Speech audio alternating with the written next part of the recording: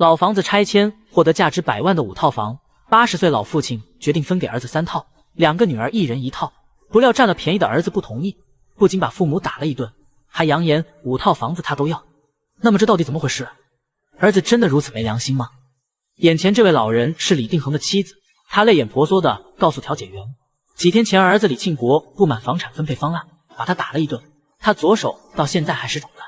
站在一旁的大女兒李珍也憤憤不平，她表示，哥哥因為房產分配問題經常跟父親吵架，每次起衝突不是打傷老人就是摔家裡的東西，把2個80歲的老人嚇得躲到外面。讓人不解的是，一共5套房分得3套，明明是自己占便宜的事情，兒子李慶國為何不滿意呢？難道他真想據為己有嗎？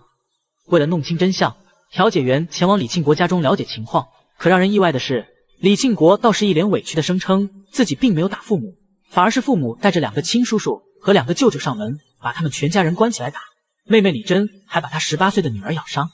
此時李慶國的妻子也說，當時父親帶着一幫人上門打丈夫，老父親情緒激動，都抄起了凳子，情急之下，自己的女兒跪在爺爺面前替父親求情，老父親這才罷手。轉眼間情況反轉，李慶國夫婦直接推翻了父母的控訴，他們說是父母不講絲毫情分，叫來親戚打他們一家人，雙方說辭截然相反。那麼究竟誰說的才是真的呢？面对哥嫂的控訴，這時妹妹李珍坦言，當時父親確實叫來幾位叔叔舅舅，但是並非打架，而是幫忙調解父親與哥哥之間的矛盾。在調解的過程中，哥哥李慶國還跪在舅舅面前承認自己對父親不孝，而正是這一跪，讓大侄女以為他們要打自己的父親，突然站起來指責爺爺奶奶。大侄女如此不尊重的行為點燃了一方的怒火，雙方立即爆發激烈的衝突，而自己在情急之下他才咬傷侄女。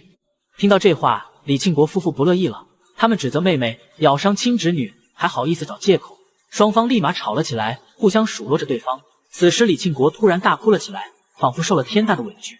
他表示自己並非有意霸占父親的房產，而是房產本身就有他的一份，他之所以不滿父親的分配，是因為父親沒有徵得自己同意的情況下擅自做了決定，於是雙方才爆發劇烈的衝突。那麼事情的真相究竟是什麼？5套房子真的有他的一份嗎？面對兒子的控訴，李定恆老人異常憤怒。老人直言，兒子不僅是個不孝子，還好吃懶做，搞個摩托車出租，天冷不去，天熱不去，下雨不去，沒錢了就找他拿，父子倆因此常年不和。如今兒子還說房子有他的一份，簡直太無恥。隨後李定恆老人還羅列出了兒子的不孝清單，毆打父母，打砸電視家具，還往父母床上倒開水。調解員走訪附近鄰居，鄰居也透露李慶國經常跟父母發生衝突，自己也經常聽到李家父母抱怨兒子不孝。看來李慶國的不孝是事實，可是為何面對記者他會顯得如此委屈呢？難道5套房真的有他一份嗎？這時李定恆的女婿直接拿出拆遷合同，上面顯示只有李定恆老人的名字，這也就意味5套房產歸老人所有。為了進一步證實，調解員還找到了簽合同的開發商，工作人員告訴我們，5套房只歸老人1人，兒子沒有房子的所有權。現在真相逐漸明了，可是李慶國為何說房子有他一份呢？難道想獨吞房產嗎？就在調解員想再次找李慶國溝通時，李定恆直接提出要把5套房全部捐給政府，只尋求一個養老保障。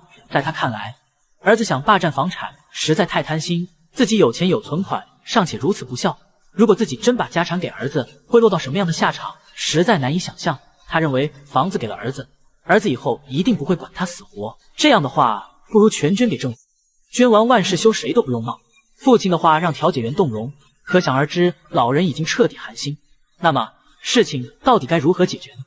為了他們父子能和解，調解員決定跟李慶國做最後的溝通。意外的是，再次見到李慶國夫婦，他們的態度依舊強硬。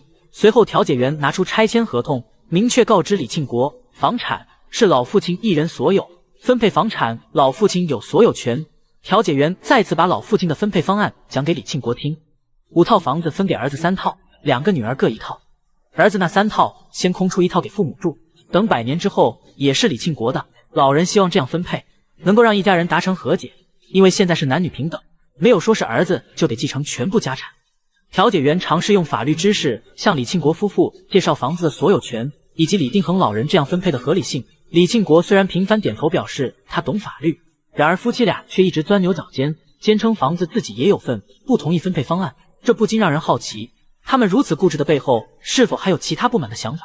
那你现在的意思就是埋怨父母对你不好了？是啊，这个是事实啊。他没有给结婚，没有给结婚，我跟他说，我从结婚到现在，我家里面的一样都是他的。钱爸爸他也说，家具都没给我一。有些搞笑的是，李庆国夫婦竟然把責任都歸咎於父母在生活上沒有幫襯他們，總是偏心兩個妹妹。言語間，李慶國夫婦對父母充滿偏見。可是老父親把兒子撫養成人，已經盡到了義務。難道成家之後還要幫他們養家養孩子嗎？退一萬步講，如今老人明明可以把5套房平分給其他姊妹，但他還是選擇給兒子3套。難道這還不足以說明父母偏袒他們嗎？面對如此貪心的兒子，李定恆又該怎麼辦呢？再次見到李定恆老人，他正在跟老伴吃飯，一碗青菜，一碟豆腐就是他們的午餐。他跟調解員說，如果把房子全給兒子，就是對2個孝順女兒不公，分給2個女兒又招致兒子反目。這麼多年來，他們已經接受了兒子不孝的事實，讓他們無法釋懷的是兒子的暴力行為。說着，老母親流下傷心的淚水。儘管如此，他們還是把房產的大頭分給兒子。可兒子不但不懂得感恩，還埋怨他們偏心，這讓他們老兩口非常寒心。讓人意外的是，第二天，李慶國夫婦突然出現在父母面前。剛見面，李慶國妻子立馬委屈地哭了起來了。他表示，最傷心的不是公公分配產的問題，而是這麼多年來，公婆一直不拿他當家人，一直看不起他這個兒媳。可能是因為自己沒有生兒子。